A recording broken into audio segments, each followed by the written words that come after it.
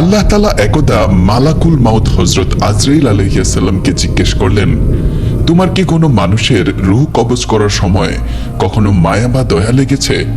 যদিও আল্লাহ আজ্জা ওয়া জাল সবই জানেন। মালাকুল মাউত আরজ করলেন, হে আল্লাহ, দুজন মানুষের জান বের করতে আমার খুব কষ্ট হয়েছিল। যদি তোমার হুকুম না হতো তবে আমি কখনোই তাদের জান নিতাম না। তাদের মধ্যে একজন ছিল সেই মা যাকে গভীর সমুদ্রে ঝড়ের মাঝে সন্তান প্রসব করতে হয়েছিল খণ্ড বিখণ্ড হয়ে যাওয়া জাহাজের এক কাঠের টুকরার উপরে। সন্তান প্রসবের পরই তার হায়াত শেষ হলো এবং তার জান কবজ করতে আমি আদিষ্ট হলাম। আমি তৎক্ষণাৎ তার রূহ কবজ করলাম এবং সে ক্রন্দনরত শিশুর পাশে মৃত পড়ে রইল। আল্লাহ তাআলা বললেন, জানো পরবর্তীতে সেই বাচ্চার সাথে কি ঘটনা ঘটেছিল? হযরত আজরাইল আলাইহিস সালাম বললেন, আমার রবি জগৎ সমূহের সব বিষয় সম্পর্কে অবগত।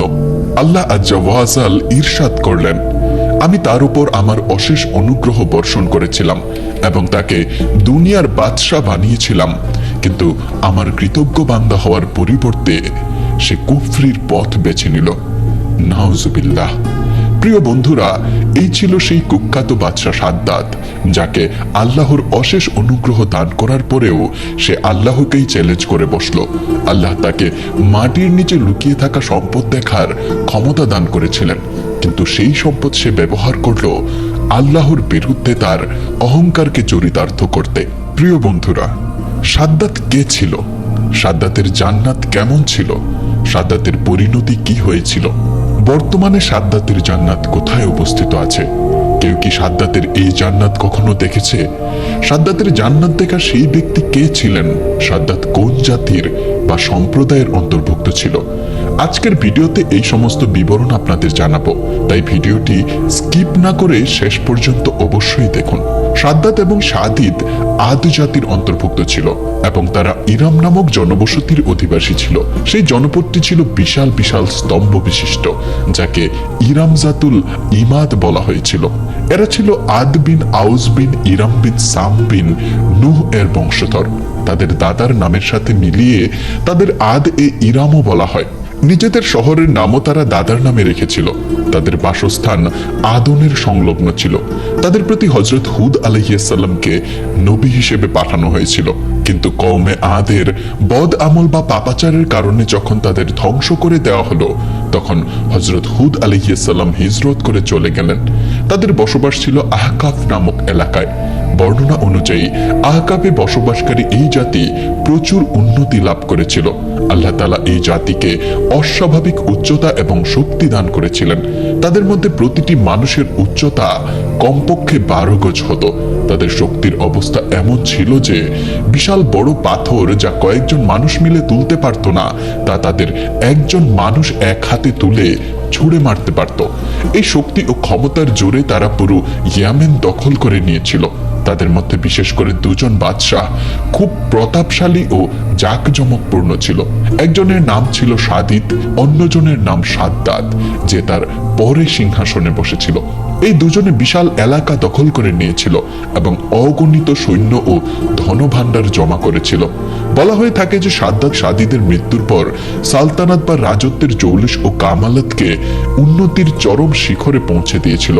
দুনিয়ার অনেক বাদশাহ তার করদাতা ছিল। সেই যুগে কোনো বাদশাহর এত সাহস ও শক্তি ছিল না যে তার মোকাবিলা করতে পারে। এই আধিপত্য ও বিজয় তাকে এতটাই অহংকারী ও দাম্ভিক বানিয়ে দিয়েছিল যে সে বলতে লাগলো, বর্তমানে আমার যে রাজত্ব, সম্পদ ও সম্মান আছে, আল্লাহ তাআলার ইবাদত করে এর চেয়ে বেশি আর কি পাওয়া যাবে? কেউ অন্যের সেবা বা আনুগত্য করে হয় সম্মান ও পদমর্যাদা বৃদ্ধির জন্য, নতুবা সম্পদের জন্য। আমার তো এর সবই হাসিল আছে, আমার কি প্রয়োজন যে আমি কারো ইবাদত করব? হযরত হুদ আলাইহিস সালাম যখন তাকে আল্লাহর ইবাদতের দাওয়াতে দিলেন, তখন সে জিজ্ঞেস করলো, যদি আমি আল্লাহর ইবাদত করি তবে তিনি আমাকে কি দেবেন? হযরত হুদ আলাইহিস সালাম বললেন, তিনি তোমাকে জান্নাত দেবেন। সে জিজ্ঞেস করলো, জান্নাত কি? তার গুণাগুণ ও প্রশংসা বলো। নসিহতকারীরা জান্নাতের সেই সব গুণাবলী যা আম্বিয়া কেরাম আলাইহিস সালামের শিক্ষার মাধ্যমে জানা গিয়েছিল তা তার সামনে বর্ণনা করলেন। সবকিছু শুনে সাদ্দাত বলল, আমার সেই জান্নাতের কোনো প্রয়োজন নেই এবং আমি তার পরোয়াও করি না। কারণ আমার কাছে এত শক্তি ও সম্পদ আছে যে আমি এই দুনিয়াতেই তার চেয়ে উত্তম জান্নাত তৈরি করতে পারি। অতঃপর সাদ্দাত তার ভাগ্নেদের ডাকলো, প্রত্যেককে 1000 জন লোক সংগ্রহের দায়িত্ব দিল এবং নির্মাণ কাজের ব্যাপারে তাদের সবাইকে নিজের দৃষ্টিভঙ্গি ও পছন্দ বুঝিয়ে দিল। এরপর সারা দুনিয়ায় এই কাজের জন্য অভিজ্ঞ কারিগরদের আদনে পাঠানোর হুকুম দিল। এছাড়া নিজের রাজত্বের সমস্ত শাসকদের আদেশ দিল যে সোনা রূপার খনি থেকে ইট বানিয়ে যেন পাঠানো হয় এবং কোহে আদন বা আদন পাহাড়ের সংলগ্ন একটি বর্গাকার শহর অর্থাৎ জান্নাত তৈরির হুকুম দিল, যা 10 ক্রোশ চওড়া এবং 10 ক্রোশ লম্বা হবে। এর ভিত্তি এতটাই গভীরভাবে খনন করালো যে তা পানি স্তরের কাছাকাছি পৌঁছে গেল। এরপর সেই ভিত্তিগুলো সঙ্গে সুলাইমানি এক প্রকার পাথর দিয়ে ভরাট করে দেওয়া হলো। যখন ভিত্তি ভরাট হয়ে মাটির সমান হলো, তখন তার উপরে সোনা ও রূপার ইটের দেয়াল গাঁথা হলো। সেই দেয়ালগুলোর উচ্চতা সেই যুগের গজের হিসেবে 100 গজ নির্ধারণ করা হলো। যখন সূর্য উদিত হতো, তার চমকে দেয়ালের দিকে তাকানো যেত না। এভাবেই শহরের সীমানা প্রাচীর তৈরি করা হলো। বন্ধুরা, বলা হয় যে এই সীমানা প্রাচীরের ভেতরে 1000টি প্রাসাদ নির্মাণ করা হয়েছিল। প্রতিটি প্রাসাদ ছিল 1000 স্তম্ভ বিশিষ্ট এবং প্রতিটি স্তম্ভ মণিমুক্তা ও জহরত দিয়ে খচিত ছিল। এরপর শহরের মাঝখানে একটি নহর বা খাল তৈরি করা হলো এবং প্রতিটি প্রাসাদে সেই নহর থেকে ছোট ছোট খাল নিয়ে যাওয়া হলো, যেমনটি জান্নাতের বর্ণনায় আসে। প্রতিটি প্রাসাদে হাউস ও ঝর্ণা তৈরি করা হলো। এই নহরগুলো দেয়াল ও মেঝে ইয়াকুত, পান্না, প্রবাল এবং নীলমণি দিয়ে সাজিয়ে দেওয়া হলো। নহরগুলোর কিনারে এমন কৃত্রিম গাছ বানানো হলো যার শেকড় সোনার, ডালপালা ও পাতা পান্নার এবং তার ফলগুলো মুক্তা, ইয়াকুত ও অন্যান্য জহরত দিয়ে বানিয়ে তাতে ঝুলিয়ে দেওয়া হলো। শহরের দোকান ও দেয়ালগুলো কস্তুরী, জাফরান, অম্বর ও গোলাপ দিয়ে সুবাসিত ও পালিশ করা হলো। রূপোর ইটের উপর ইয়াকুত ও জহরত দিয়ে সুন্দর সুন্দর পাখি বানানো হলো, যার উপর প্রহরীরা তাদের পালার সময় এসে পাহারা দেওয়ার জন্য বসত। 12 বছরের মেয়াদে যখন এই শহর এমন সাজসজ্জার সাজে প্রস্তুত হয়ে গেল, তখন সমস্ত আমির, ওমরা ও রাজকর্মীদের হুকুম দেওয়া হলো যে সবাই যেন এতে এসে বসবাস শুরু করে। তারপর সাদ্দাত নিজে তার বিশাল সৈন্য সামন্ত নিয়ে অত্যন্ত অহংকার ও দাম্ভিকতার সাথে এই শহরের দিকে রওনা হলো। কিছু আলেম, যেমন কেউ কেউ বলেন হযরত হুদ আলাইহিস সালাম কেউ সে সাথে নিল। সারা পথ তার সাথে ঠাট্টা ও বিদ্রুপ করতে করতে বলতে লাগলো, এমন জান্নাতের জন্য তোমরা আমাকে অন্য কারো সামনে মাথা নত করতে ও অপমানিত হতে বলেছিলে। আমার ক্ষমতা ও সম্পদ তোমরা দেখে নিলে তো। যখন সে শহরের কাছাকাছি এসে পৌঁছালো, তখন শহরের সমস্ত মানুষ তাকে অভ্যর্থনা জানানোর জন্য শহরের দরজার বাইরে চলে এলো এবং তার উপর সোনা ও জহরত ছিটাতে লাগলো। এই জাকজমক ও ভঙ্গি নিয়ে চলতে চলতে যখন সে শহরের দরজায় পৌঁছালো, তখনই সে সেখানে আগে থেকেই একজন অপরিচিত ব্যক্তিকে দাঁড়িয়ে থাকতে দেখলো। সে জিজ্ঞেস করলো, তুমি কে? সেই ব্যক্তি বলল, আমি মালাকুল মাউত। সাদ্দাত জিজ্ঞেস করলো, কেন এসেছো? সে বলল, তোমার জান কবজ করতে। সাদ্দাত বলল, আমাকে এতটুকু সময় দাও যেন আমি আমার তৈরি করা জান্নাতটি একটু দেখে নিতে পারি। উত্তর এলো, আমার প্রতি এমন হুকুম নেই। সাদ্দাত বলল, অন্তত এতটুকু সময় দাও যেন ঘোড়া থেকে নামতে পারি। উত্তর এলো, আমার এতটুকুরও অনুমতি নেই। বন্ধুরা, বলা হয় যে সাদ্দাতের এক পা তখনও রেকাবে এবং অন্য পা চৌখাটে ছিল। এই অবস্থাতেই মালাকুল মাউত তার রূহ কবজ করে নিলেন। বর্ণনায় আছে যে এরপর হযরত জিবরাইল আলাইহিস সালাম এত জোরে এক ভয়ানক চিৎকার দিলেন যে তৎক্ষণাৎ সমস্ত শহর তার আলিশান সাজসজ্জা সহ এমন ভাবে মাটির নিচে দেবে গেল, তার নাম নিশানাও আর বাকি রইল না। কোরআনে পাকে এর উল্লেখ এসেছে এভাবে, তারা সেই ইরাম গোত্রের লোক যারা বিশাল স্তম্ভের অধিকারী ছিল এবং সেই শহরের মতো কোনো জাঁকজমকপূর্ণ শহর অন্য কোনো দেশে সৃষ্টি করা হয়নি। বন্ধুরা, মনে রাখবেন, সাদ্দাত ও তার জান্নাতের পরিণতির কথা অনেক নির্ভরযোগ্য তাফসির বা ব্যাখ্যা গ্রন্থেও লেখা আছে। বাদশাহ ও তার লস্কর ধ্বংস হয়ে যাওয়ার পর সেই শহরটিও মানুষের দৃষ্টি থেকে আড়াল করে দেওয়া হয়েছে। তবে কখনো কখনো রাতের বেলা আদন ও তার আশেপাশের মানুষ সেখানে কিছু আলো ও ঝলক দেখতে পায়। এই আলো সেই শহরের দেয়ালগুলোর। এখন প্রশ্ন হলো, সাদ্দাতের জান্নাত দেখা সেই ব্যক্তিটি কে ছিল? এ ব্যাপারেও আপনাদের জানাবো। তবে তার আগে সাদ্দাত সম্পর্কে একটি গল্প বলি, যা মালাকুল মাউতের রূহ কবজ করার ঘটনার সাথে সম্পর্কিত এবং এভাবে বর্ণিত হয়েছে। ফাতহুল কাদির গ্রন্থে আছে যে আল্লাহ তাআলা একবার মালাকুল মাউতকে জিজ্ঞেস করলেন, তোমার কি কখনো কোনো মানুষের রূহ কবজ করতে কষ্ট হয়েছে বা মায়া লেগেছে? মালাকুল মাউত হযরত আজরাইল আলাইহিস সালাম তখন উত্তর দিলেন, একবার সেই সময় যখন নীলরঙা বিশাল সাগরে একটি ছোট জাহাজ তার গন্তব্যের দিকে এগিয়ে যাচ্ছিল। জাহাজে অনেক যাত্রীর সাথে একজন নারী এমন ছিল যার ঠিক সেই মুহূর্তেই সন্তান প্রসব হওয়ার কথা ছিল। তোমার হুকুম হলো আমি শান্ত সাগরে হঠাৎ ঢেউ তুললাম এবং বাতাসও দ্রুত করে দিলাম। দেখতে দেখতে বাতাস ঝড়ের রূপ নিল এবং সাগর থেকে ওঠা ঢেউয়ের সাথে ধাক্কা খেয়ে জাহাজটি দুলতে বাধ্য হলো। সব যাত্রী অবাক ও পেরেশান হয়ে বোঝার চেষ্টা করছিল যে হঠাৎ আবহাওয়া কেন বদলে গেল। ঝড় বাড়ছিল এবং যাত্রীরা জীবনের দোয়া চাইছিল, কিন্তু তোমার ইচ্ছা ছিল অন্য কিছু। বাতাসের তীব্র ঝাপটা ও সাগরের শক্তিশালী ঢেউ জাহাজটিকে ভেঙে টুকরো টুকরো করে দিল। যেসব যাত্রী সাঁতার জানতো তারা সাঁতরে যান বাঁচানোর আপ্রাণ চেষ্টা করেছিল, কিন্তু আমি তোমার হুকুমে অধিকাংশের রূহ কবজ করে নিলাম।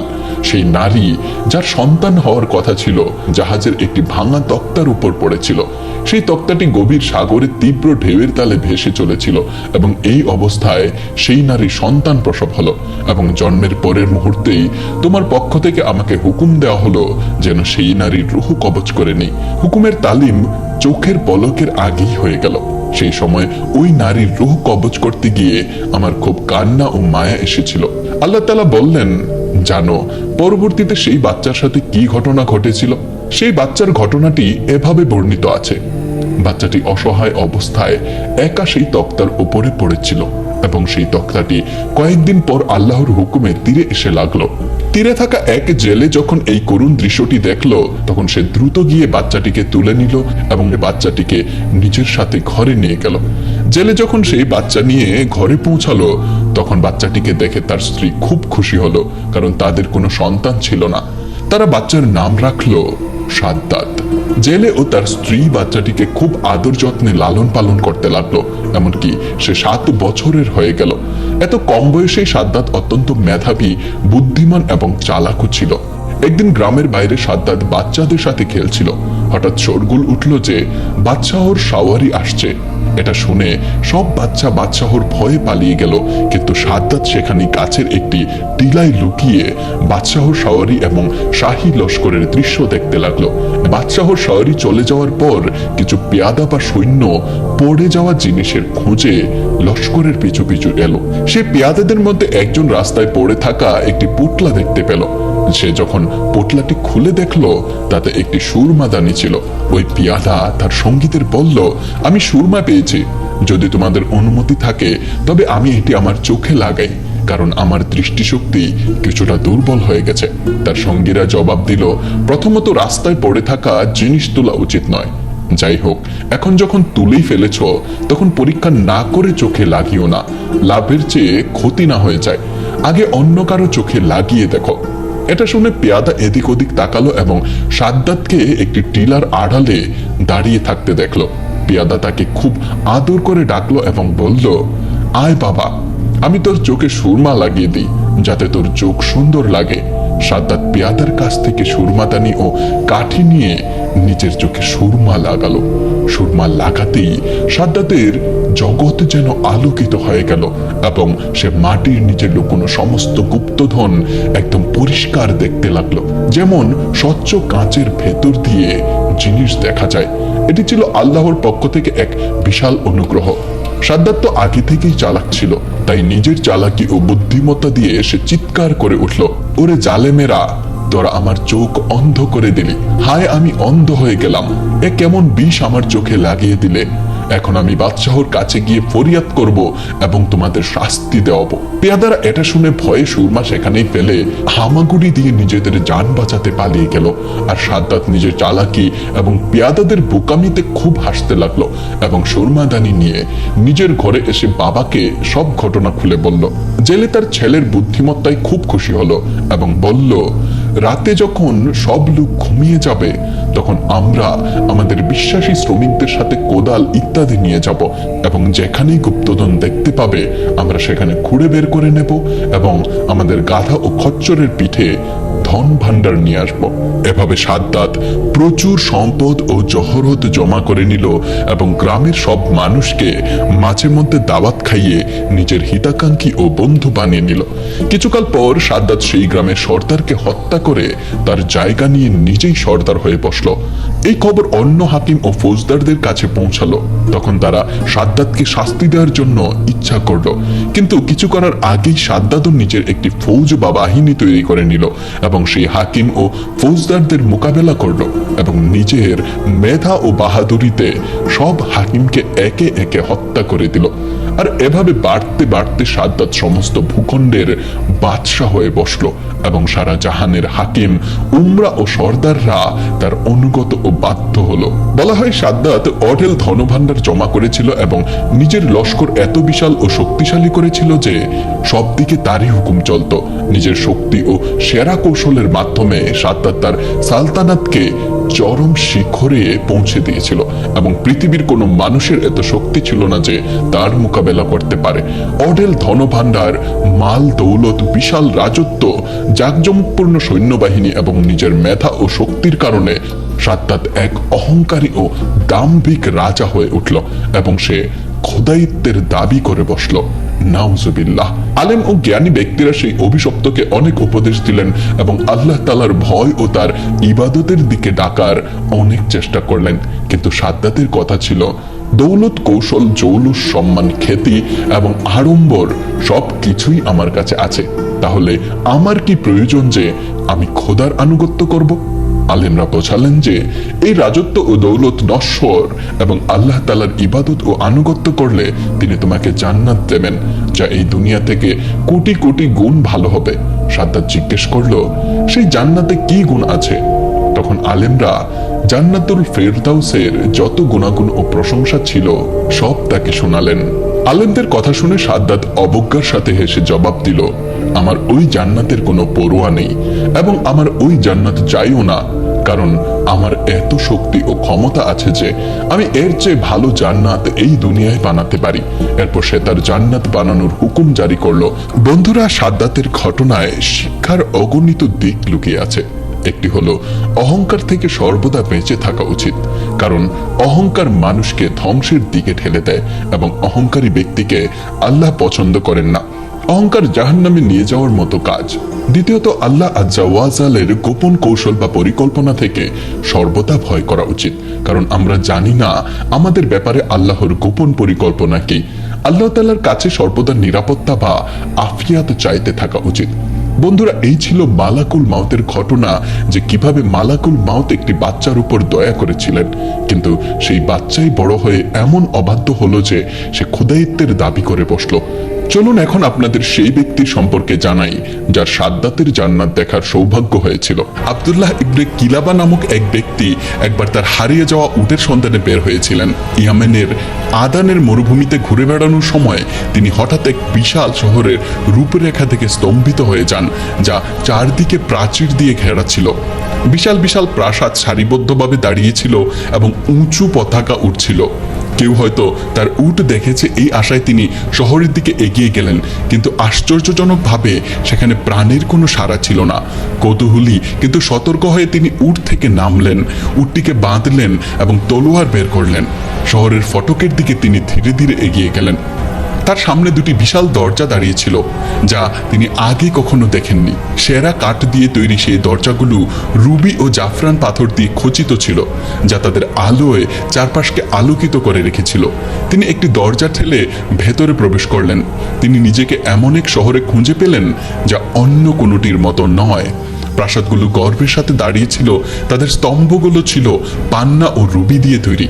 প্রতিটি প্রাসাদে জানালার উপর জানালা, ঘরের উপর ঘর ছিল, আর সবই ছিল সোনা, রূপা, মুক্তা এবং মূল্যবান পাথর দিয়ে তৈরি। ভেতরের কক্ষগুলোর দরজাও শহরের ফটকের মতোই ছিল, যা সুগন্ধি কাঠ দিয়ে তৈরি এবং রত্ন খচিত ছিল। রাস্তাগুলো ফুল ও ফলে ভরা গাছের বাগান দিয়ে সাজানো ছিল। নিচের নদী বয়ে যাচ্ছিল, যা শান্তিপূর্ণ স্রোতে শহরটিকে কেটে দিয়ে গিয়েছিল। সেখানেও একটি লোক দেখা যাচ্ছিল না। তিনি ফিসফিস করে নিজের সাথে বলতে লাগলেন, এটি অবশ্যই সেই বেহেশত যার প্রতিশ্রুতি আল্লাহ ধার্মিকদের দিয়েছেন, এবং তিনি আল্লাহকে ধন্যবাদ জানালেন যে তিনি এটি দেখার সুযোগ দিয়েছেন। তারপর তিনি যত পারলেন মুক্তা, কস্তুরী এবং জাফরানের বল সংগ্রহ করতে শুরু করলেন। যদিও তিনি একটিও রুবি বা পান্না সরাতে পারলেন না, সেগুলো দেয়াল ও স্তম্ভে এতটাই শক্তভাবে গেঁথে ছিল, যা পারলেন সংগ্রহ করার পর তিনি শহর ছেড়ে উঠে চড়ে ইয়ামেনে ফিরে গেলেন। সেখানে তিনি যে সম্পদগুলো নিয়ে এসেছিলেন তা দেখালেন। মুক্তা যা সময়ের সাথে হলুদ হয়ে গিয়েছিল, কস্তুরী এবং জাফরান।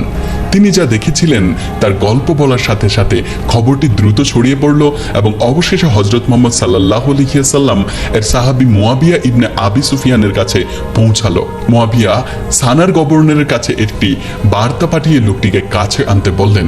লোকটি যখন পৌঁছালো, মুয়াবিয়া তাকে একান্তে নিয়ে গিয়ে পুরো ঘটনাটি বর্ণনা করতে বললেন। মনোযোগ দিয়ে শোনার পর মুয়াবিয়া কাব আল আহবারকে ডেকে জিজ্ঞাসা করলেন, আপনি কি কোনো বই বা ধর্মগ্রন্থে এমন কোনো শহরের কথা পড়েছেন যা সোনা ও রূপা দিয়ে তৈরি, যা প্রাসাদগুলো রুবি ও পান্নার স্তম্ভের উপর দাঁড়িয়ে আছে, জানালা ও মেঝে মুক্তা দিয়ে সারিবদ্ধ এবং ফল গাছের বাগানের নিচ দিয়ে বয়ে চলেছে?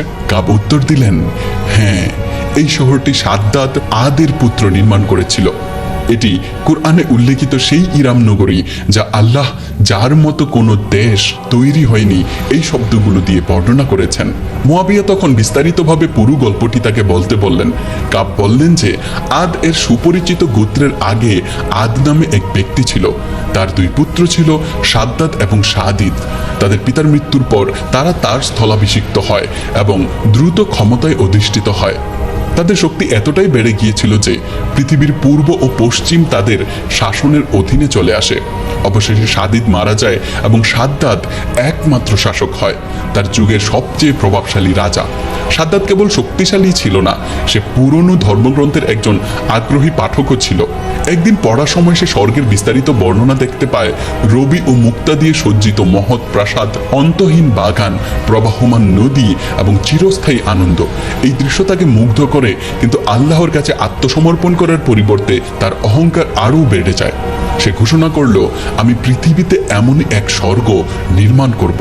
তিনি 100 জন প্রধান স্থপতি নিযুক্ত করেন এবং তাদের প্রত্যেকের অধীনে 1000 দক্ষ কর্মী রাখেন।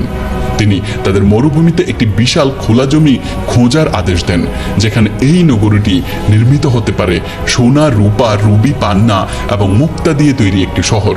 প্রাসাদগুলো পান্নার উঁচু স্তম্ভের উপর দাঁড়িয়ে থাকবে এবং রত্ন পাথরের তৈরি একাধিক স্তরের জানালা থাকবে। এই কাঠামোগুলোর নিচে তারা সব ধরনের ফলের বাগান রোপণ করবে এবং খাল খনন করবে, যাতে ধর্মগ্রন্থে বর্ণিত স্বর্গের মতোই নিচে নদী প্রবাহিত হয়। যখন শ্রমিকরা জিজ্ঞাসা করলো, এই নির্মাণের জন্য আমরা এত বিশাল পরিমাণে সোনা, রূপা এবং রত্ন কিভাবে পাবো, সাদ্দাত উত্তর দিল, তোমরা ভালো করেই জানো যে আমি সমগ্র বিশ্বের অধিপতি।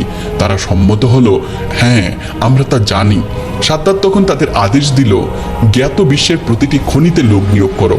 তোমাদের যা সোনা, রূপা এবং রত্ন প্রয়োজন তা উত্তোলন করো, এবং তার বাইরে আমি যে দেশগুলো শাসন করি সেগুলোর লোকদের সকল সম্পদ সংগ্রহ করো। সুতরাং সমগ্র জ্ঞাত বিশ্বে পূর্ব ও পশ্চিমের শাসকদের কাছে চিঠি পাঠানো হলো মূল্যবান সামগ্রী সংগ্রহের আদেশ দিয়ে। 10 বছর ধরে সম্পদ সংগ্রহ করা হলো, সোনা, রূপা, রত্ন এবং বিরল সামগ্রী। তারপর সাদ্দাতের স্বর্গের নির্মাণ শুরু হলো। কাজটি 300 বছর ধরে চলে। সাদ্দাত নিজে মোট 900 বছর বেঁচে ছিলেন। যখন শহরটি অবশেষে সম্পন্ন হলো, তখন বার্তাবাহকরা তাকে জানালো, আপনি যে স্বর্গের আদেশ দিয়েছিলেন তা নির্মিত হয়েছে। সাদ্দাত তখন আরও নির্দেশ দিল, সে শহরের চারপাশে একটি বিশাল পরীক্ষা খনন করার এবং এর উপকণ্ঠে 1000 দুর্গ নির্মাণের আদেশ দিল, যার প্রত্যেকটিতে হাজার হাজার পতাকা থাকবে। এই দুর্গগুলোর প্রত্যেকটি সে বলল তার একজন মন্ত্রীর বাসস্থান হবে। একবার তা সম্পন্ন হলো। সাদ্দাত তার লোকদের আদেশ দিলেন দালিমাদে যাওয়ার জন্য প্রস্তুত হও। অবশেষে সাদ্দাত তার বিশাল সেনাবাহিনী এবং জাতিকে পেছনে নিয়ে যাত্রার জন্য রওনা দিল। কিন্তু যখন তারা শহর থেকে মাত্র একদিনের দূরত্বে ছিল, তখন আল্লাহ আকাশ থেকে এক প্রচন্ড শব্দ পাঠালেন। একটি বজ্রের মতো কণ্ঠস্বর নেমে আসে তাদের ঘটনাস্থলেই মেরে ফেলল। তাদের একজনও বেঁচে ছিল না। সাদ্দাত তার নির্মিত স্বর্গে পা রাখতে পারেননি, তার লোকেরাও না। যখন কাব আল আহবার মুয়াবিয়ার দিকে ফিরে বললেন, হে মুয়াবিয়া, তোমার নিজের জাতির মধ্যে একজন, মুসলমানদের মধ্যে একজন একদিন সেই শহরে প্রবেশ করবে। সে হবে একজন লালচে মুখের, লাল চুলের, খাটো গড়নের, পরিষ্কার ভ্রু ও ঘাড়ের অধিকারী ব্যক্তি। সে ধন সম্পদের সন্ধানে যাবে না, বরং তার হারিয়ে যাওয়া উট খুঁজতে যাবে। কাব যে ব্যক্তির বর্ণনা দিয়েছিলেন সে সেই মুহূর্তে উপস্থিত ছিল। কাব যখন তাকে দেখল তখন সে বলল, আল্লাহর কসম, এই সেই ব্যক্তি। এবং দূর ভবিষ্যতে কাব যোগ করলেন হযরত মুহাম্মদ সাল্লাল্লাহু আলাইহি ওয়াসাল্লামের সত্যিকারের অনুসারীরা একদিন সেই হারিয়ে যাওয়া শহরে প্রবেশ করবে। ইবনে বাবাওয়াই আল মুআম্মারুন বইতে বলেন, হুসাম ইবনে সাদ বর্ণনা করেন যে তিনি একবার আলেকজান্দ্রিয়ায় একটি পাথরের উপর নিম্নলিখিত শিলালিপি দেখেছিলেন, আমি সাদ্দাত আদের পুত্র, আমি আদ আল ইমাদ নগরী নির্মাণ করেছি। এর মতো কোনো নগরী কখনো নির্মিত হয়নি। আমি বিশাল সেনাবাহিনী সংগ্রহ করেছি এবং শক্তি দিয়ে দেশ জয় করেছি। আমি এমন এক সময়ে ইরামের প্রাসাদ নির্মিত করেছি যখন কোনো বার্ধক্য এবং কোনো মৃত্যু ছিল না। পাথরগুলো ফুলের মতো নরম ছিল। আমি শহরটিকে 12 তলা গভীরে কবর দিয়েছি যাতে কেউ কখনো এটি খুঁজে না পায়, কিন্তু মুহাম্মাদের উম্মত একদিন এটি বের করে আনবে। সাদ্দাত এবং তার স্বর্গের এই গল্পটি আদ জাতির সাথে জড়িত। যদিও বহু শতাব্দী ধরে অনেক আলেম দ্বারা ব্যাপকভাবে বর্ণিত হয়েছে, তবে এর সত্যতা নিয়ে বিতর্ক রয়েছে। ইমাম ইবনে কাসির তার তাফসিরে স্পষ্টভাবে এই ধরনের দাবির বিরুদ্ধে সতর্ক করেছেন। তিনি লিখেছেন, যে ব্যক্তি দাবি করে যে ইরাম সোনা ও রূপার তৈরি একটি শহর যা এক স্থান থেকে অন্য স্থানে চলে যায়, সে ভুলের মধ্যে পড়েছে এবং কোনো বৈধ প্রমাণ ছাড়াই এটি বিবৃতি দিয়েছে। একইভাবে প্রখ্যাত ইতিহাসবিদ ইবনে খালদুন সাদ্দাতের গল্পটিকে একটি বানোয়াট গল্প বলে দৃঢ়ভাবে প্রত্যাখ্যান করেছেন। তিনি বলেছেন যে এর অস্তিত্বের সমর্থনে কোনো ঐতিহাসিক বা প্রত্নতাত্ত্বিক প্রমাণ নেই এবং সত্যি আল্লাহই সবচেয়ে ভালো জানেন সম্পূর্ণ সত্য কি। তবে আধুনিক বিজ্ঞান ও প্রযুক্তির অগ্রগতির সাথে সাথে আদ জাতির হারানো চিহ্নগুলো ফিরে আসতে শুরু করেছে।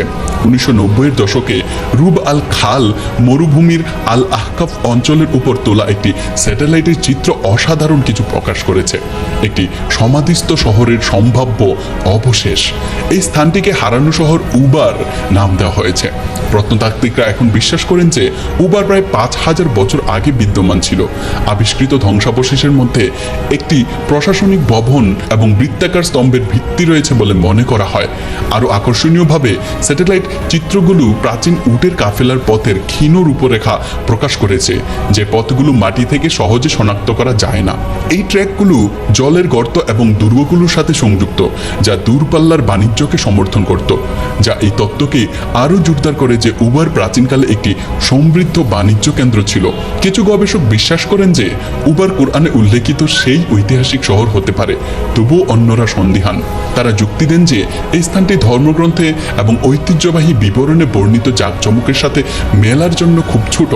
অধিকন্তু এলাকাটি পুঙ্খানুপুঙ্খভাবে খনন করা হয়নি এবং নির্দিষ্ট সিদ্ধান্তে এখনও পৌঁছানো যায়নি। ইমাম আত-তাবারি বর্ণনা করেছেন যে হযরত হুদ আলাইহিস সালাম 150 বছর বেঁচে ছিলেন। তার সমাধিস্থলের বিষয়ে ইমাম আলী রাদিয়াল্লাহু তাআলা আনহু এর সাথে জড়িত একটি সুপরিচিত বর্ণনা রয়েছে। তিনি একবার হাজরামাউতের এক ব্যক্তিকে বলেছিলেন, তুমি নিশ্চয়ই ছায়ের মতো মাটির একটি লালচে স্তূপ দেখেছ, যার চারপাশে বনু গাছ যেমন বেরি এবং পেলু রয়েছে। হাজরামাউতের সেই স্থানটি হযরত হুদ আলাইহিস সালামের বিশ্রামস্থল বলে বিশ্বাস করা হয়। লোকটি বিস্মিত হয়ে উত্তর দিল, হে বিশ্বাসীদের সেনাপতি, আপনি এটি এত নির্ভুলভাবে বর্ণনা করেছেন যেন আপনি এটি নিজের চোখে দেখেছেন। এর জবাবে ইমাম আলী উত্তর দিলেন, আমি এটি নিজের চোখে দেখিনি, তবে আমি এটি বর্ণনা করে একটি প্রমাণীকৃত বর্ণনা পেয়েছি। বন্ধুরা, এই ছিল সাদ্দাত ও তার জান্নাতের আলোচনা। এবার আসুন আলোচনা করি সাদ্দাতের জাতি কওমে আদ সম্পর্কে। বর্ণনা অনুযায়ী নূহ আলাইহিস সালামের তুফানের পর মুসলমানরা জুদি পাহাড়ের নিকটবর্তী এলাকায় বসবাস শুরু করে। তাদের বংশবৃদ্ধি হলে লোকেরা দূরে দূরান্তের বিভিন্ন এলাকায় ছড়িয়ে পড়ে। আশেপাশের উর্বর জমিতে গড়ে তুলল বসতি। তাদের অক্লান্ত পরিশ্রমে বেবিলন শহর আবারও জেগে উঠল। তাদের মধ্যে ছিলেন নূহ আলাইহিস সালামের পুত্র হাম এবং শ্যামের বংশধররা, যারা এই উর্বর অঞ্চলে বসতি স্থাপন করেছিল। সময়ের সাথে সাথে শ্যামের বংশধরেরা বেবিলন ছেড়ে দক্ষিণের দিকে যাত্রা করে এবং অবশেষে আরব উপদ্বীপে থিতু হয়। বিখ্যাত ইতিহাসবিদ ইবনে খালদুনের মতে আদ জাতির প্রথম আরব রাজা ছিলেন আদনান ইরাম ইবনে শ্যাম। তার লোকেরা আল আহকাফ অঞ্চলে বসবাস করত, যা আজকের ওমান এবং হাদ্রামাউতের মাঝামাঝি অবস্থিত এক বিশাল বালির সমুদ্র। বলা হয় তিনি 1200 বছর বেঁচে ছিলেন, যদিও অন্য একটি বর্ণনা অনুযায়ী তার আয়ু ছিল 300 বছর। তার মৃত্যুর পর তার 3 পুত্র সাদ্দাদ, সাদিদ এবং ইরাম একে একে সিংহাসনে বসেন এবং তাদের পিতার রেখে যাওয়া ঐতিহ্যকে এগিয়ে নিয়ে যান। পবিত্র কুরআনে আহকাব বলতে ওমান ও হাদরামাউতের মধ্যবর্তী প্রায় 3 লক্ষ বর্গমাইলের এক বিশাল মরুভূমিকে বোঝানো হয়েছে। আজ এই মরুভূমিকে রুব আল খালি বা শূন্য চতুর্থাংশ নামেও ডাকা হয়। এই মরুভূমির কিছু অংশের বালি এতটাই মিহি যে সেখানে কোনো বস্তু পড়লে তা ধীরে ধীরে অতলে তলিয়ে যায়। এই অঞ্চলে একসময় বাস করত আদ জাতি, যারা ছিল তাদের যুগের অন্যতম শক্তিশালী, সম্পদশালী এবং প্রভাবশালী এক সভ্যতা। ইমাম আল কুরতুবির মতে নূহ আলাইহিস সালাম এবং আদ জাতির মধ্যে 7টি প্রজন্মের ব্যবধান ছিল। যদিও ঠিক কত বছরের ব্যবধান তা ঠিক জানা যায় না, তবে এটি নিশ্চিত যে এই দীর্ঘ সময়ে মানবজাতির সর্বশক্তিমান আল্লাহর একত্বকে ভুলে গিয়েছিল। আমার series story of the man এর 3য় পর্বে আমি বলেছিলাম কিভাবে নূহের লোকেরা শয়তান ও তার অনুসারীদের প্ররোচনায় 360টি মূর্তি বানিয়েছিল। যদিও নৌকার আরোহীরা সবাই বিশ্বাসী ছিল, কিন্তু মহাপ্লাবনের পরের প্রজন্মগুলো আবারও সেই মূর্তি পূজার দিকে ঝুঁকে পড়ে। তারা সেই মূর্তিগুলোকেই নতুন করে গড়তে শুরু করে, যা তাদের পূর্বপুরুষদের সাথে সলিল সমাধি লাভ করেছিল। আদ জাতীয় সেই একই ভুলের পুনরাবৃত্তি করে। তারা যে দেবতাদের পূজা করত তাদের মধ্যে প্রধান ছিল 3টি মূর্তি, সাদা, হায়রুদ এবং আল-হাবা। আদ জাতি 13টি শক্তিশালী গোত্রে বিভক্ত ছিল, যারা আল আহকাফের উর্বর বালিতে বসতি গড়েছিল। তাদের জীবন ছিল প্রাচুর্যে ভরা। বাগান, নদী এবং বিশাল বিশাল অট্টালিকার মালিক ছিল তারা। তাদের এলাকাটি ছিল ওই অঞ্চলের সবচেয়ে সবুজ ও উর্বর ভূমিগুলোর একটি। ইমাম আল কুরতুবী লিখেছেন, আদ জাতির মানুষেরা ছিল লম্বা এবং অত্যন্ত শক্তিশালী। ইবনে আব্বাস রাদিয়াল্লাহু তাআলা আনহু এর মতে তাদের গড় উচ্চতা ছিল 100 হাত বা প্রায় 45 মিটার। পরবর্তীতে আল্লাহ মানুষের উচ্চতা কমিয়ে 60 হাত বা প্রায় 27 মিটারে নামিয়ে আনেন, যা আজকের দিনেও অবিশ্বাস্য শোনায়। এই বিশাল আকৃতির কারণেই আদ জাতিকে প্রায়শই দৈত্য বলে অভিহিত করা হয়। ওয়াহাব ইবনে মুনাব্বিহ তাদের এক জীবন্ত বর্ণনা দিয়েছেন। তিনি বলেন, তাদের একজনের মাথা ছিল যেন এক বিশাল গম্বুজ। তাদের চোখের এক পলকেই বন্য পশুরা ভয়ে পালিয়ে যেত, আর তাদের নাকও ছিল সমান ভীতি জাগানিয়া। তাদের শক্তি এত বেশি ছিল যে তারা খালি হাতে বড় বড় গাছ উপড়ে ফেলতে পারত। এই অস্বাভাবিক আকার ও শক্তি তারা পেয়েছিল তাদের পূর্বপুরুষদের কাছ থেকে, আর আল্লাহ তাদের তা আরো বাড়িয়ে দিয়েছিলেন। এই কারণে তারা নূহ আলাইহিস সালাম এর জাতির চেয়েও অনেক বেশি শক্তিশালী হয়ে উঠেছিল। আদ জাতি কেবল শারীরিকভাবেই শক্তিশালী ছিল না, তারা ছিল অত্যন্ত বুদ্ধিমানও। তারা এক বিশাল ও চমৎকার সাম্রাজ্য গড়ে তুলেছিল, যার স্থাপত্য শৈলী ছিল বিস্ময়কর। তাদের শহরগুলো বিশাল স্তম্ভের উপর দাঁড়িয়ে থাকা অট্টালিকায় সজ্জিত ছিল, যা অত্যন্ত দক্ষতা ও সুচারুভাবে খোদাই করা হয়েছিল। তাদের সৌন্দর্য ও কারুকার্য এতটাই অসাধারণ ছিল যে আল্লাহ কোরআনে তাদের কথা উল্লেখ করেছেন। ইরামের লোকেরা, যাদের ছিল উঁচু স্তম্ভ, যার মতো আর কোনো নগরী পৃথিবীতে নির্মিত হয়নি। তাদের সমসাময়িক কোনো সভ্যতা তাদের স্থাপত্যের বিশালতা, সৌন্দর্য বা জাঁক জমকের কাছাকাছিও যেতে পারেনি। তাদের ভবনগুলো আকাশ ছুঁয়েছিল, আর তারা তাদের এই সৃষ্টি নিয়ে গর্ব করত।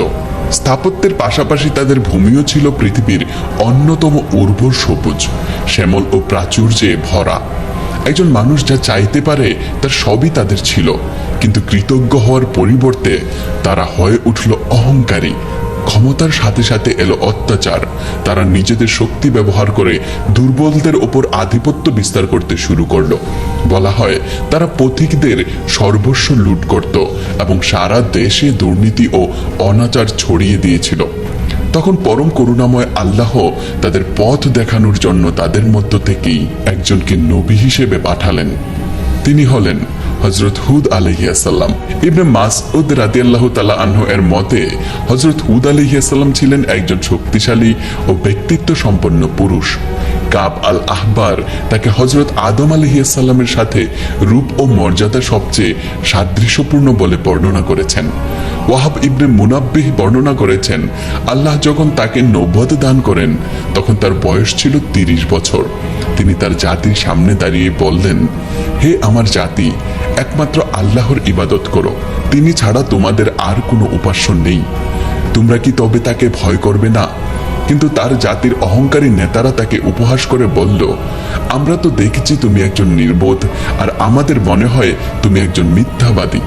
তিনি উত্তরে বললেন, হে আমার জাতি, আমি নির্বোধ নই। আমি তো বিশ্বজগতের প্রতিপালকের পক্ষ থেকে প্রেরিত একজন রাসূল। আমি তোমাদের হিতাকাঙ্ক্ষী। তোমরা কি অবাক হচ্ছ যে তোমাদের মধ্য থেকেই একজনের মাধ্যমে তোমাদের প্রতিপালকের পক্ষ থেকে উপদেশ এসেছে, যাতে সে তোমাদের সতর্ক করতে পারে? স্মরণ করো কিভাবে আল্লাহ তোমাদের নূহের জাতির পর পৃথিবীতে কর্তৃত্ব দিয়েছেন এবং তোমাদের দৈহিক গঠনে বিশালতা দান করেছেন। সুতরাং আল্লাহর অনুগ্রহকে স্মরণ করো, যাতে তোমরা সফল হতে পারো। তার লোকেরা বলল, তুমি কি আমাদের কাছে এসেছো যাতে আমরা একমাত্র আল্লাহর ইবাদত করি এবং আমাদের পূর্বপুরুষদের উপাস্যদের বর্জন করি? তুমি তো আমাদের কাছে কোনো স্পষ্ট প্রমাণ আনোনি। তোমার কথায় আমরা আমাদের দেবতাদের ছেড়ে দেব না। আমরা তোমাকে বিশ্বাস করি না, বরং আমাদের মনে হয় আমাদের কোনো দেবতা তোমাকে পাগল করে দিয়েছে। তখন হযরত হুদ আলাইহিসসালাম তাদের বললেন, তোমরা কি প্রতিটি উঁচু জায়গায় শুধু নিজেদের ক্ষমতা দেখানোর জন্য বিশাল বিশাল সৌধ নির্মাণ করো? তোমরা কি এমনভাবে দুর্গ ও প্রাসাদ তৈরি করো যেন তোমরা চিরকাল বেঁচে থাকবে? যখন তোমরা কাউকে আঘাত করো তখন তোমরা অত্যাচারীর মতো, দয়াহীন দৈত্যের মতো আঘাত করো। সুতরাং আল্লাহকে ভয় করো এবং আমাকে অনুসরণ করো। সেই সত্তাকে ভয় করো যিনি তোমাদের জানা সবকিছুই উদারভাবে দিয়েছেন। তিনি তোমাদের দিয়েছেন গবাদি পশু, সন্তান, বাগান এবং প্রবাহমান ঝর্ণা। আমি তোমাদের জন্য এক ভয়াবহ দিনের শাস্তির আশঙ্কা করছি। তারা উত্তরে বলল, এ তো আমাদের পূর্বপুরুষদের ধর্ম, পুরনো প্রথা। আমরা বিশ্বাস করি না যে আমাদের শাস্তি দেওয়া হবে। তুমি কি আমাদের দেবতাদের কাছ থেকে আমাদের ফিরিয়ে নিতে এসেছো? যদি তুমি সত্যবাদী হও তবে নিয়ে এসো সেই শাস্তি যার ভয় তুমি আমাদের দেখাচ্ছ। জবাবে হযরত হুদ ঘোষণা করলেন, আমি আল্লাহকে সাক্ষী রাখছি এবং তোমরাও সাক্ষী থাকো যে তোমরা তার সাথে যা কিছুকে শরীক করো আমি তা থেকে মুক্ত। সুতরাং যাও, আমার বিরুদ্ধে তোমাদের সমস্ত ষড়যন্ত্র একত্রিত করো এবং এক মুহূর্তও দেরি করো না। তোমাদের যা করার আছে করো। আমি আমার এবং তোমাদের প্রভু আল্লাহর উপর ভরসা করি। জেনে রেখো, তোমাদের প্রভুর পক্ষ থেকে তোমাদের উপর শাস্তি এবং ক্রোধ অবধারিত হয়ে গেছে। তোমরা কি আমার সাথে এমন কিছু নাম নিয়ে বিতর্ক করছো যা তোমরা ও তোমাদের পূর্বপুরুষেরা তৈরি করেছে, যার সমর্থনে আল্লাহ কোনো প্রমাণ পাঠাননি? তবে অপেক্ষা করো, আমিও তোমাদের সাথে অপেক্ষা করছি। যখন লোকেরা নবুয়তকে প্রত্যাখ্যান করলো এবং উপহাস করলো, তখন সর্বশক্তিমান আল্লাহ তাদের উপর বৃষ্টিপাত বন্ধ করে দিলেন। তাদের পানি শুকিয়ে যেতে লাগলো, নদী ও কূপগুলো মরে গেল এবং একসময় সবুজ ভূমিগুলো পরিণত হলো শুষ্ক মরুভূমিতে। সবুজ হারিয়ে গেল আর খাদ্যের তীব্র অভাব দেখা দিল। তারা 3 বছর ধরে এক ভয়াবহ খরার শিকার হলো। তারপরেও হযরত হুদ আলাইহিস সালাম তার জাতিকে আল্লাহর দিকে ডাকতে থাকলেন। তিনি তাদের বললেন, তোমাদের প্রভুর দিকে ফিরে এসো, তাকে মান্য করো, তাহলে তিনি তোমাদের উপর বৃষ্টি বর্ষণ করবেন। কিন্তু তারা ছিল অহংকারী ও এক গুণে। তারা আবারও তার বার্তা প্রত্যাখ্যান করলো। অনুতপ্ত হওয়ার পরিবর্তে তারা বৃষ্টির জন্য প্রার্থনা করতে পবিত্র কাবা ঘরে একটি প্রতিনিধি দল পাঠালো। সেই সময়ে আদ জাতির কিছু আত্মীয় কাবার পবিত্র এলাকার মধ্যে বাস করত। এই লোকেদের আমালিক বলা হতো। সেই সময় তাদের নেতা ছিলেন মুয়াবিয়া ইবনে বকর, যার মা ছিলেন আদ জাতির কন্যা। মুসনাদে আহমদের একটি বর্ণনায় হারিস আল বাকরি রাদিয়াল্লাহু তাআলা আনহু বলেন, আমি একবার আল্লাহর রাসূল সাল্লাল্লাহু আলাইহি ওয়াসাল্লামের কাছে একটি অভিযোগ নিয়ে যাচ্ছিলাম।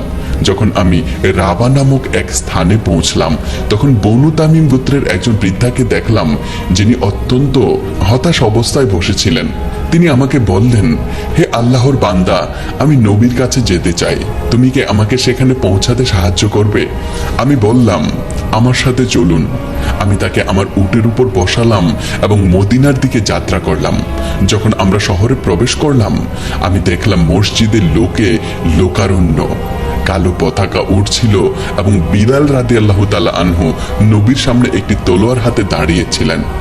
আমি লোকদের জিজ্ঞাসা করলাম, কি হয়েছে? তারা উত্তর দিল, আল্লাহর রাসূল সাল্লাল্লাহু আলাইহি ওয়াসাল্লাম আমর ইবনুল আস রাদিয়াল্লাহু তাআলা আনহু এর নেতৃত্বে একটি সেনাবাহিনী পাঠানোর প্রস্তুতি নিচ্ছেন। আমি নবীর বাসভবনে ফিরে আসা পর্যন্ত অপেক্ষা করলাম। আমি তাকে অনুসরণ করে প্রবেশের অনুমতি চাইলাম এবং অনুমতি পেলাম। যখন আমি প্রবেশ করে সালাম দিলাম, তখন তিনি আমাকে জিজ্ঞাসা করলেন, তোমার এবং বনু তামিম গোত্রের মধ্যে কি কোনো বিবাদ আছে? আমি উত্তর দিলাম, হে আল্লাহর রাসূল, তারাই দোষী। এরপর আমি সেই বৃদ্ধার কথা বললাম, যার কোনো যানবাহন ছিল না এবং যাকে আমি আমার সাথে নিয়ে এসেছিলাম। আমি নবীকে বললাম যে তিনি দরজায় বসে আছেন। তিনি তাকে প্রবেশের অনুমতি দিলেন।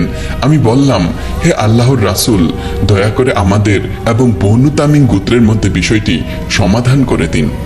এতে বৃদ্ধা বিরক্ত হয়ে বললেন, আপনি যদি তা করেন, তাহলে আপনার জাতির অসহায় ও দুর্বলরা কোথায় আশ্রয় পাবে? আমি উত্তর দিলাম, সুবহানাল্লাহ, আমার অবস্থা তো সেই ছাগলের মতো হয়েছে যে নিজের মৃত্যু নিজেই বয়ে নিয়ে এসেছিল। আমি আপনাকে এখানে নিয়ে এসেছি, অথচ আমি জানতাম না যে পরিণতি এমন হবে। আল্লাহ আমাকে আদ জাতির দূতের মতো হওয়া থেকে রক্ষা করুন। তখন নবী সাল্লাল্লাহু আলাইহি ওয়াসাল্লাম জিজ্ঞাসা করলেন, আদের দূতের সাথে কি হয়েছিল? যদিও তিনি গল্পটি আমার চাইতে ভালো জানতেন, তবুও তিনি দয়া করে এবং কথোপকথনে অংশ নেওয়ার জন্য জিজ্ঞাসা করলেন। আমি উত্তর দিলাম, যখন আদ জাতির উপর দুর্ভিক্ষ নেমে আসে, তখন তারা কাইল নামক এক ব্যক্তিকে বৃষ্টির জন্য প্রার্থনা করতে পবিত্র কাবা ঘরে পাঠায়।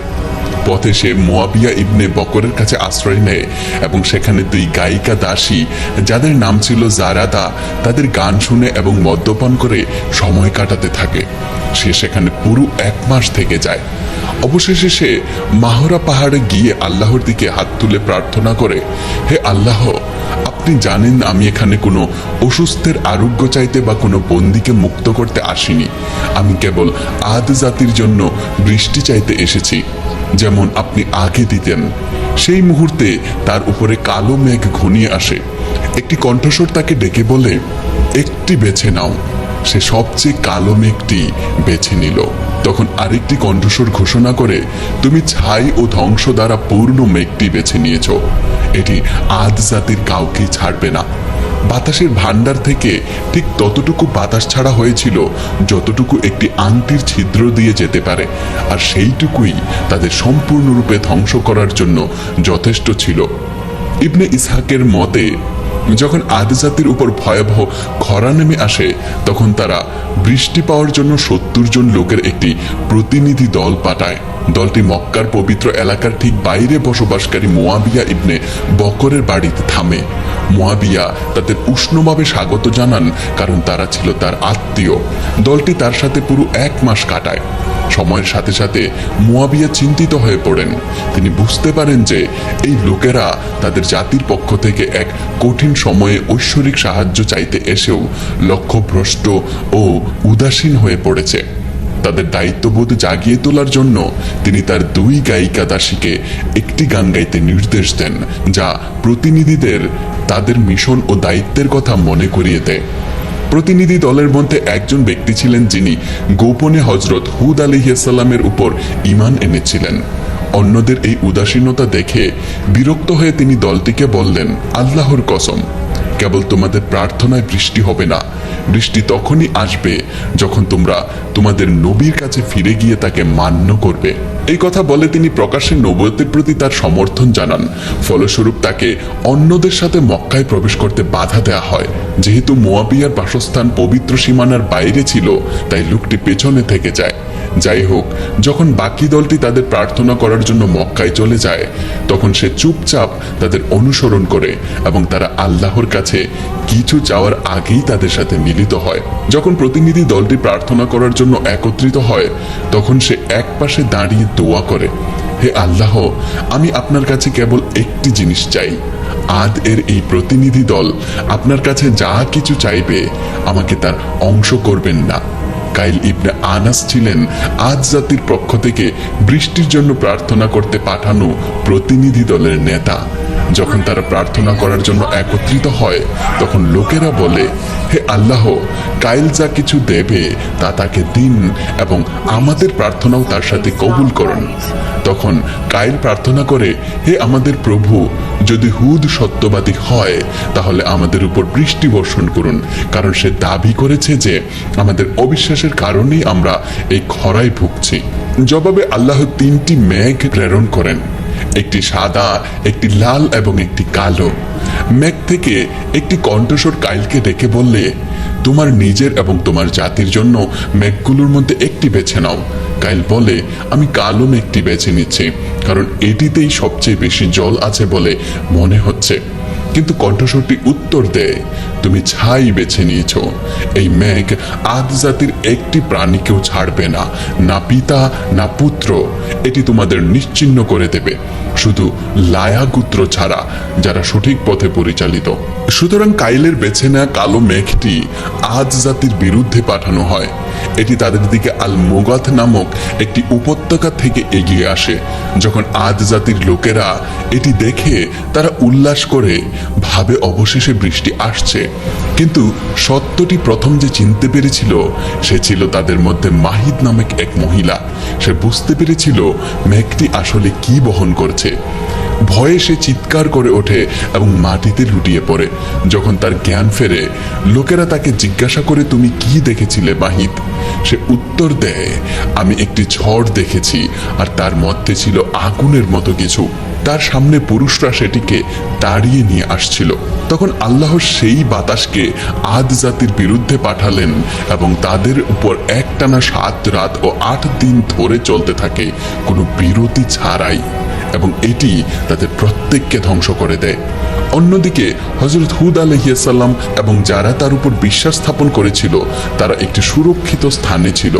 ঐশী গজব তাদের স্পর্শ করেনি। তারা তাদের প্রভুর করুণায় নিরাপদ ছিল। আদ জাতির বিরুদ্ধে পাঠানো ঝড়টি তাদের ভূমির উপর এসে এমন প্রচন্ড বেগে বয়ে গিয়েছিল যে এটি আকাশ ও পৃথিবীর মধ্যে সবকিছু ছিন্ন ভিন্ন করে দিয়েছিল। এটি যার উপর দিয়ে যেত তাকে পাথরের মতো শক্ত করে দিত।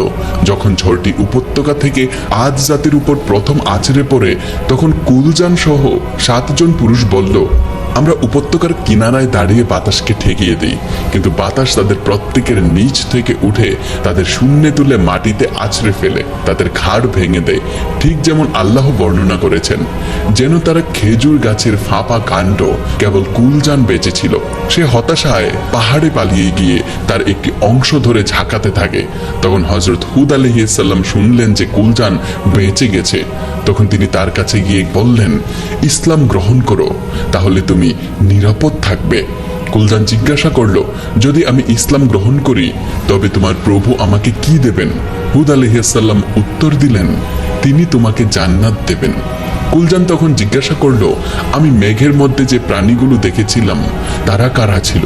হুদ আলাইহিসসালাম উত্তর দিলেন, তারা ছিল আল্লাহর ফেরেশতা। কুলজান আবার জিজ্ঞাসা করলো, যদি আমি ইসলাম গ্রহণ করি তবে তোমার প্রভু কি আমাকে তাদের থেকে রক্ষা করবেন? হুদ আলাইহিসসালাম উত্তর দিলেন, তুমি কি কখনো কোনো রাজাকে তার সৈন্যদের হাত থেকে কাউকে রক্ষা করতে দেখেছো? এই কথা শুনে কুলজান বলল, যদি তাই হয় তবে আমি ইসলাম গ্রহণ করব না। সে যেই মুহূর্তে এই কথাগুলো বলল, একটি প্রচন্ড ঝড় এসে তাকে উড়িয়ে নিয়ে গেল এবং তার ধ্বংসপ্রাপ্ত বাকি লোকদের সাথে মিলিয়ে দিল।